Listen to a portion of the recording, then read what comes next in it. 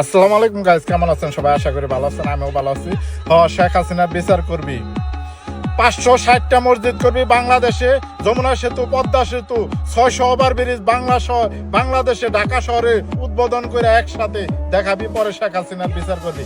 এর আগে যদি শেখ হাসিনার বিচার করতে চাস, নিজের হাতে জাতিসংঘ থেকে স্টাম্প মেরে এনে সমস্ত আইনজীবী টিকমার করে জাতিসংঘ থেকে ফাঁসির অনুমতি নিয়ে এসে 18 কোটি মানুষের সামনে ফাঁসি দেওয়া হবে।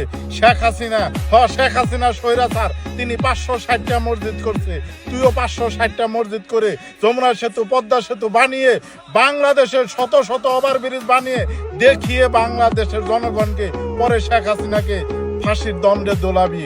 এর আগে যত আইনজীবী আছিস বাংলাদেশে, কেউ যদি শেখ হাসিনা বিচারের নাম নেস, আমি নিজে হাতে আইন তৈরি করে জাতিসংঘ থেকে পাশ করে এনে যত আইনজীবী আছিস, রাজাকারের ছেলেরা, তোদেরকে আমি নিজে হাতে ফাঁসি দিব। জয় বাংলা, জয় বঙ্গবন্ধু।